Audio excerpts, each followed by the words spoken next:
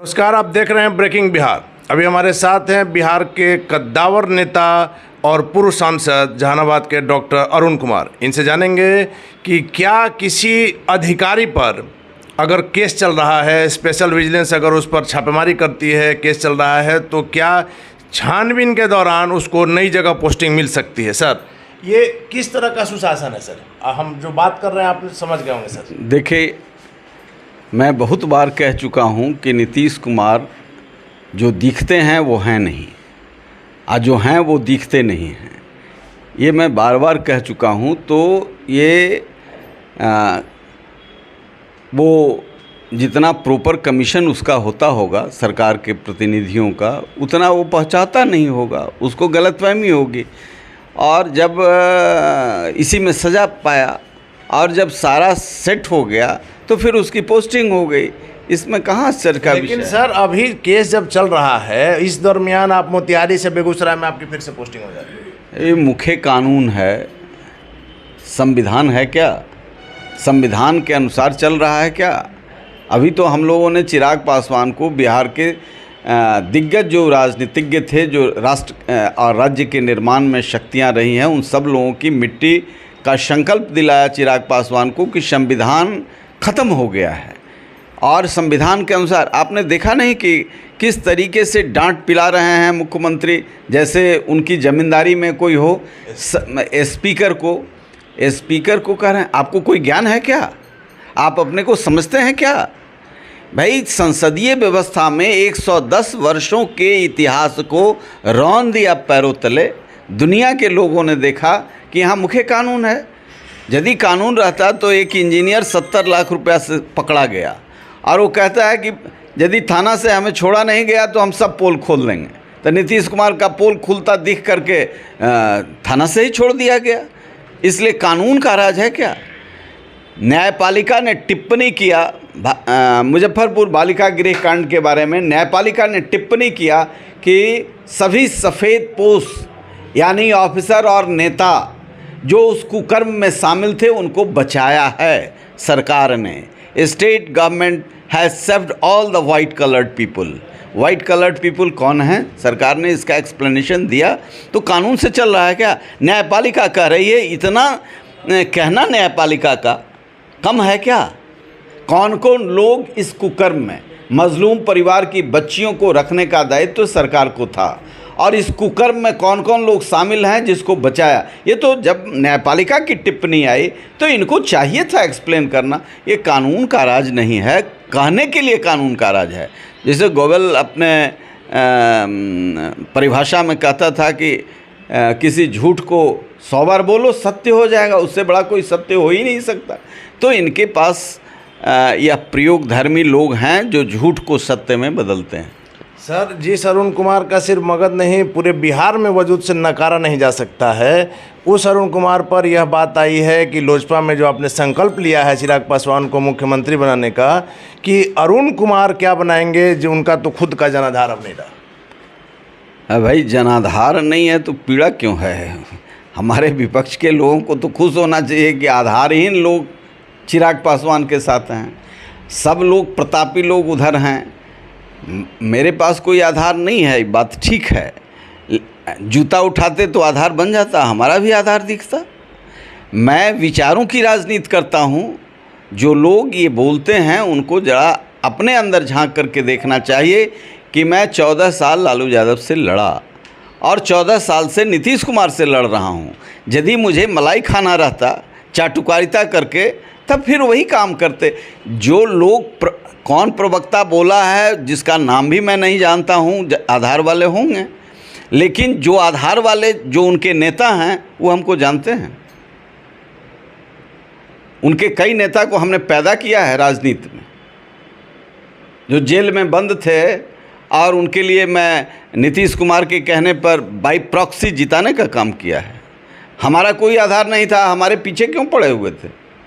Sir, 12 जनपद बंगले को जिस प्रकार से खाली कराया गया, उस दिन आप भी संजोग से वहीं पर थे।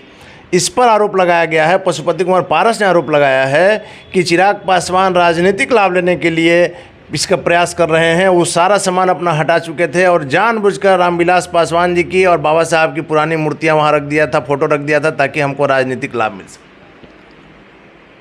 देखिए, पारस जी को जो बोलना है बोलेंगे, उनके प्रवक्ता जो बोलते हैं बोलें, वो एक अलग विषय है। लेकिन यह बात सही है कि 40 वर्षों से उस मकान में रामविलास पासवान रह रहे थे और रामविलास पासवान ने, चाहे अगड़ी जाति के लोग हों, चाहे पिछड़ी जाति के लोग हों, दलित हों, किसी समाज के लोगों को कभी अपमानित नहीं किया और बाबा साहब अम्बेडकर के विचारों को आवाज़ देने का काम किया। 40 वर्ष तक बड़ी बड़ी हस्तियां उस मकान में गई, तो एक स्मृति जुड़ा हुआ था। वो मकान का महत्व नहीं था।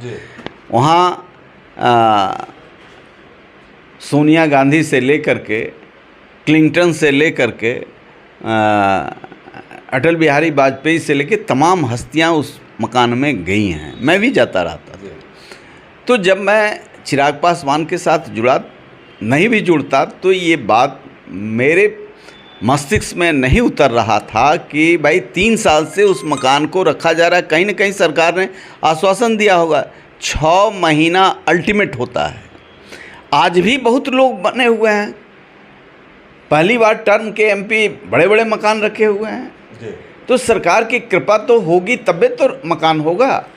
लेकिन इस तरीके से 29 की रात में सूचना दी जाती है और 30 में सीआरपी और दिल्ली पुलिस, महिला फोर्स, सबको भेज दिया जाता है उस मकान पर।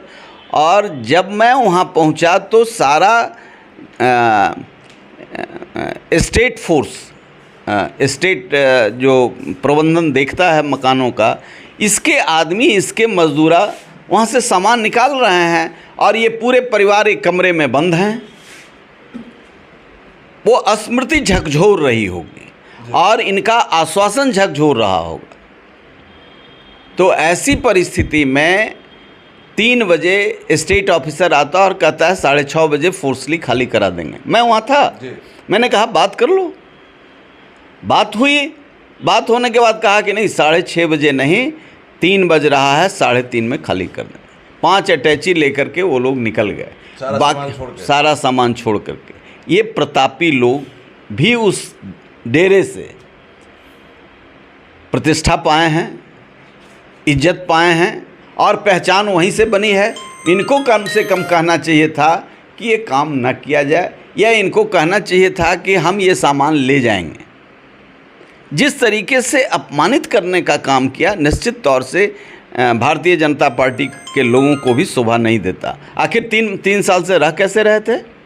कहीं ना कहीं आश्वासन था और किसी चीज़ पर बात बनी नहीं होगी तो ऐसी स्थिति बनी।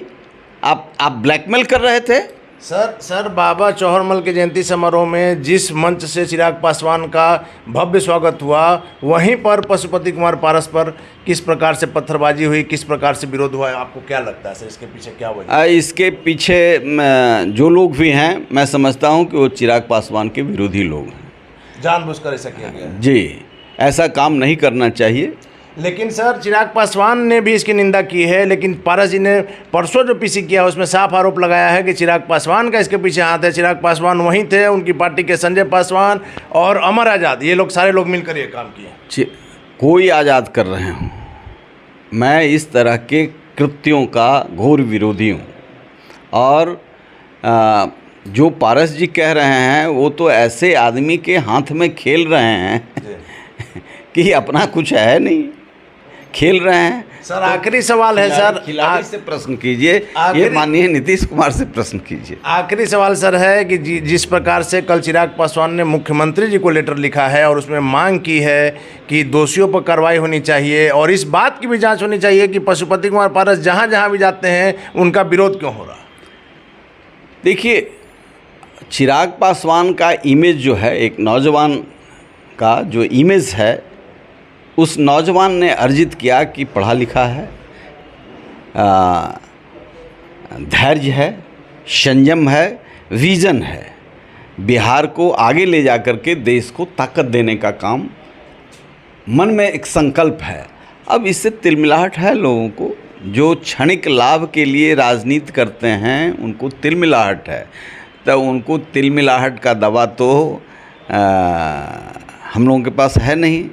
सत्ता में रहते तो कुछ उनको भी सहलाया जाता, लेकिन सत्ता जिसके पास है वो उनको उस्काते रहते हैं, इंस्टिगेट करते रहते हैं और कहते हैं हम हैं तो आप हैं, हम हैं तो आप सुरक्षित हैं। अब जो इतना बड़ा सुरक्षा कवच मिल रहा है, इतनी काम भी उनके लिए नहीं कर सकते। धन्यवाद सर। तो ये था क्षणिक लाभ के लिए ये छटपटाहट है और कोई बात नहीं। आप देख रहे हैं ब्रेकिंग बिहार, खबरों का सिलसिला जारी है, आप बने रहे हैं ब्रेकिंग बिहार के साथ।